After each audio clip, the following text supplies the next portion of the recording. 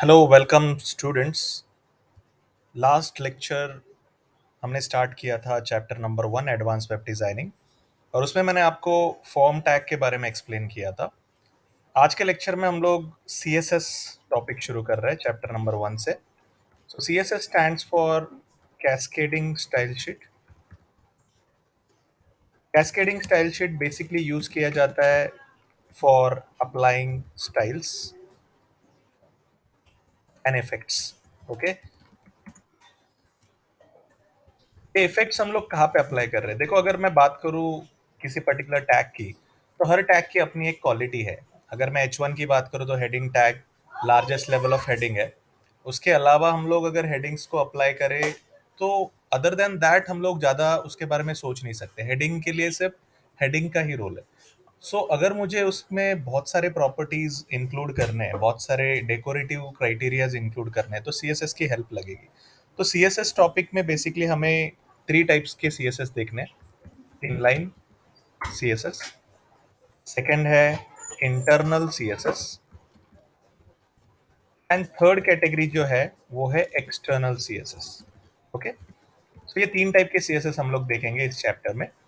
सबसे पहले जो कैटेगरी में डिस्कस करने वाला हूँ वो है इंटरनल CSS, उसके बाद इनलाइन CSS और लास्ट में हम देखेंगे external CSS। So in this lecture we are going to do internal CSS। ठीक है, तो इस लेक्चर में हम लोग इंटरनल CSS करते हैं। Late us start with the programming part. Okay, practically आपको समझना पड़ेगा एग्जैक्टली CSS कैसे किया जाता है। तो CSS में इंटरनल CSS हम लोग सबसे पहले करेंगे। इंटरनल CSS में भी आपको एक चीज समझना है कि CSS को यूज एंड इम्प्लीमेंट कैसे करेंगे कोडिंग स्ट्रक्चर में। So let us start with the internal CSS। सबसे पहले जो है, हर प्रोग्राम में आपको doc type HTML compulsorily declare करना ही है, क्योंकि ये HTML5 है। और HTML5 में if you see, doc type HTML is compulsory as the root element, beginning tag, फिर HTML, फिर हेड, फिर टाइटल। टाइटल जो कि पेज का नाम होता है, मैं यहाँ पे वेब पेज दे रहा हूँ, you can provide any name as a title. Next हम क्या करेंगे, हम हेड को क्लोज नहीं करेंगे। इंटरनल CSS में हम लोग हेड के अंदर ही स्टाइल टैग इंट्रोड्यूस करते हैं। ठीक है, तो स्टाइल टैग क्या है? इंटरनल CSS की आइडेंटिटी है। जब भी आप इंटरनल CSS का प्रोग्राम करोगे, आपको याद ही रखना है कि स्टाइल टैग इंट्रोड्यूस करोगे आप लोग हेड के अंदर, हेड क्लोज करने से पहले। ठीक है, फिर जब स्टाइल टैग आप डिक्लेयर करोगे तो आपको क्या करना पड़ेगा, कोई एक टैग आपको सिलेक्ट करना पड़ेगा जिसके ऊपर हमें प्रॉपर्टी अप्लाई करना है। सपोज हमारे पास बहुत सारे टैग्स है, हेडिंग टैग है, बोल्ड टैग है, इटैलिक टैग है, अंडरलाइन टैग है, पैराग्राफ टैग है, फॉन्ट टैग है, बहुत सारे टैग है। बट हर टैग को आप यहाँ पे प्लेस नहीं करोगे। आप यहाँ पे इंटरनल CSS के लिए कोई एक टैग फिलहाल सिलेक्ट कर लेंगे और उस टैग के ऊपर हम लोग प्रॉपर्टीज अप्लाई करेंगे। सो इंटरनल CSS में स्टाइल टैग इंट्रोड्यूस हुआ है। फिर मैं H1 एज अ टैग ले रहा हूँ, बट इसको मैं एंगल ब्रैकेट में नहीं लिखूंगा। जब मैं इंटरनल CSS कर रहा हूँ तो स्टाइल टैग के अंदर जो टैग होता है उसको विदाउट एंगल ब्रैकेट लिखना है। ठीक है, फिर आप करली ब्रैकेट्स दोगे।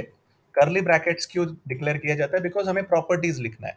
कौन से प्रॉपर्टीज H1 को हम लोग अप्लाई करें? तो CSS के 2 रूल्स है। पहले तो आपके पास सिलेक्टर होना चाहिए और दूसरा रूल है प्रॉपर्टीज। ठीक है, तो पहला रूल तो हम लोगों ने फुलफिल कर लिया, H1। H1 in the sense selector ले लिया। अभी यहाँ पे हम लोग कुछ प्रॉपर्टीज यूज करेंगे जो कि एज इट इज हमें मिलेंगे, टेक्स्ट बुक में भी मिलेंगे। तो टेक्स्ट बुक के जो टेबल्स है, मैंने पहले भी बोला है कि बहुत इंपॉर्टेंट है रेफर करने के लिए एग्जामिनेशन पॉइंट ऑफ व्यू। सो वहीं से हम लोग प्रॉपर्टीज ले रहे हैं। देखो, फॉन्ट फैमिली ये जो प्रॉपर्टी है, आप डिसाइड कर रहे हो कि आपका H1 कौन से फॉन्ट फैमिली की तरह दिखेगा। यहाँ पे मैं फॉन्ट फैमिलीज भी दिखा देता हूँ आपको। यहाँ पे फॉन्ट्स में जाओगे आप लोग नोटपैड में, तो आपको ये यहाँ पे बहुत सारे फॉन्ट्स दिख जाते हैं। ठीक है, ये फॉन्ट फैमिलीज में से कोई भी एक नेम आप ले सकते हो अकॉर्डिंग टू योर चॉइस। ठीक है, फिलहाल एरियल है यहाँ पे फॉन्ट फैमिली, जो कि टाइपिंग फॉन्ट है, तो मैं यहाँ पे एरियल प्रॉपर्टी ले रहा हूँ। देखो, जब आप फॉन्ट एंड फैमिली लिख रहे हो तो वहां पे बीच में जो डैश हाइफन दिख रहा है वो एज इट इज आपको लिखना है, क्योंकि ये प्रॉपर्टीज हमने क्रिएट नहीं की है, it is given by the CSS। CSS में जैसे भी प्रॉपर्टी डिक्लेयर किया, आपको एज इट इज उसको डिक्लेयर करना है।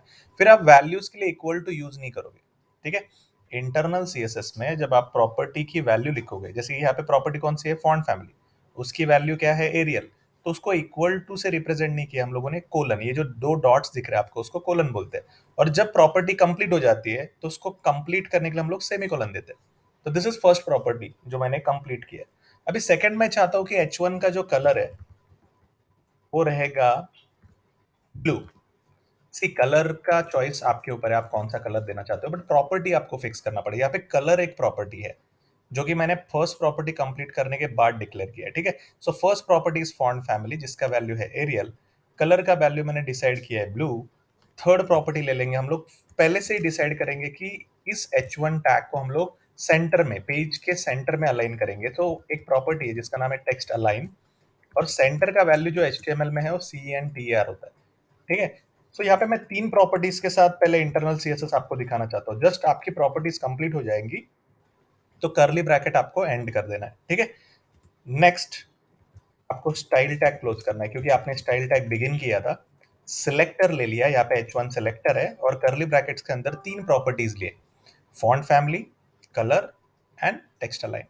जब आपके प्रॉपर्टीज कंप्लीट हो गए तो कर्ली ब्रैकेट एंड करके आपने स्टाइल को क्लोज किया। अब भी आप हेड क्लोज करोगे क्योंकि ये सारी प्रोग्रामिंग हम लोगों ने हेड टैग के अंदर की है। अभी हेड के बाद we need to declare body tag. जब आपने ऊपर H1 एज अ सिलेक्टर लिया है जिसके ऊपर तीन प्रॉपर्टीज अप्लाई होने वाली है जो आपने प्री डिसाइड किया है, तो CSS में हम पहले ही डिसाइड कर लेते हैं कि टैग के ऊपर कौन से प्रॉपर्टीज अप्लाई कर सकते हैं और हमारा टैग कैसे दिखेगा। तो यहाँ पे जो H1 मैंने ऊपर डिक्लेयर किया है नीचे उसी का टैग होना चाहिए, ठीक है। जो सिलेक्टर ऊपर लिया है उसका टैग बॉडी टैग के अंदर होना चाहिए। तो यहाँ पे जो भी वर्ड में लिखूं, welcome my channel @tech Ganesh sir, ठीक है, ये टेक्स्ट है जो मैंने अभी यहाँ पे टाइप किया। आप कोई भी टेक्स्ट इसमें टाइप करोगे ऑटोमेटिकली H1 के अंदर जो भी टेक्स्ट आपने लिखा है, ये जो टेक्स्ट है जो हेडिंग के अंदर मैंने लिखा है उसका जो फॉन्ट फैमिली है वो एरियल बन जाएगा, उसका जो कलर है वो ब्लू हो जाएगा, और उसका अलाइनमेंट जो है वो पेज के सेंटर में हो जाएगा अकॉर्डिंग टू द CSS। तो सबसे पहले इसको कंप्लीट कर लेते हैं, बॉडी टैग क्लोज कर लेते हैं, और लास्टली HTML क्लोज करते हैं। अभी फाइल को सेव करेंगे, ठीक है। जहां पे beginning tag doc type HTML हो या फिर HTML का स्ट्रक्चर जहां पे भी दिखेगा आपको, एक चीज हमेशा याद रखना है, फाइल को सेव करते हो उसका एक्सटेंशन .html ही होगा। प्लीज रिमेंबर दिस, जहां पे आपको HTML का स्ट्रक्चर दिखता है उस पर्टिकुलर कोडिंग स्ट्रक्चर को आप सेव करते वक्त .html से ही सेव करोगे। तो यहाँ पे फाइल में जाके मैं सेव ऑप्शन पे क्लिक करूंगा और मैं लोकेशन सेलेक्ट करूंगा कहाँ पे फाइल मुझे स्टोर करना है। तो यहाँ पे डेस्कटॉप है, डाउनलोड्स है, बहुत सारे ऑप्शंस दिखते हैं।